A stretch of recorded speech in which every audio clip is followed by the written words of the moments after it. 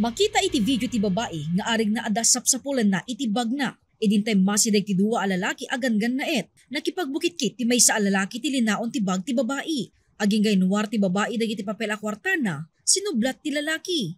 Ken, insubli na metlaeng. Iti ala ti may sa CCTV. Makita akalpasan nga insubli ti lalaki ti kwarta iti babae. Insuksok na ti ima na iti bulsana. Napasamak na ito ti Bangged Public Market. Pasado alas 11 ti bigat. Istorya ti stall owner ani Ronabel. Ti babae iti video. Asaan na anapupuotan dagiti pasamak. Imo na aging matang dagiti duwa o sarti 500 pesos. Apaman asupyan ni Ronabel ida, inbabawi dat 5 gasot, kan barya ti inbayad da. Nangalaji ka bulsa na mamin kasi namutin ni kanya yung tiropa kon, tapos yung get ko na. Pinalak amam di 5 pieces nga sag 5. Ipili na nga di 500 iyawat na.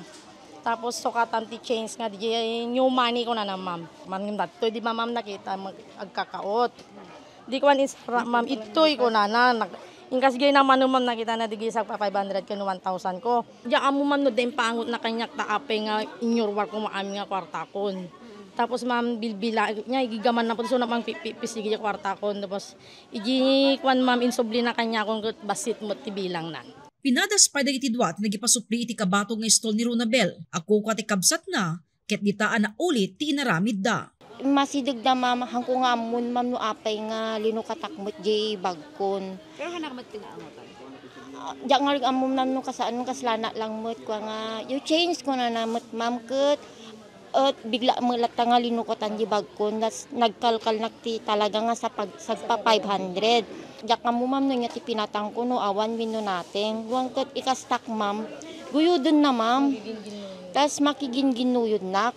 Di kwan na malayanin ma'am nga kasla na yawat kumot kanya nang ijin subli na kanong kanyak nakita mo ni kabsat kun kin customer nga adda ti imbulsana nga kwa imbulsana nga kwartam kits ko na namot. Iti dayta akan ito na imatangan ni Ronabel ken ti maysa customer ti pananglimlimo dagiti dua a lalaki ken panangibulsada iti kwarta. Gapoy iti daytoy amken naapati isuna na alaan ti kwarta. Ken apaman anabuyan na ti recorded video iti pada na a vendor. Inpapan na a biktima isuna ti hipnotismo. Baka siguro ma'am 5 pieces nga tamong asagwa 1,000 nga tata inyuwar ko mat amin jak mat ammo no manuti na ibawas. Ngem nakaala ma'am na minduwa. Tapos igi 1,000 dito'y kwartak pay. Siguro ma'am adda nga tatimpangot da kanyak tahan na mga kasdi nga katalag nga tao nga iyawat ko amin nga kwarta tinagyan ti bag ko. Taping iyawat ko. No ag-change na ma'am ket haan met nga kasi ko met ma'am ni. No agpasok linak.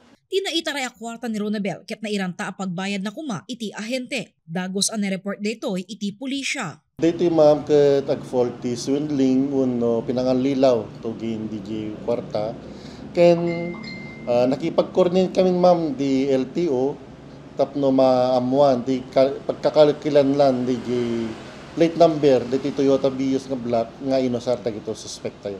Kalikagom dagiti dua a vendor nga awanen ti sumaruno a mabiktima. Ken agserbi daytoy nga adal kadakwada. Jessica Boreta, Balitang, Solid North.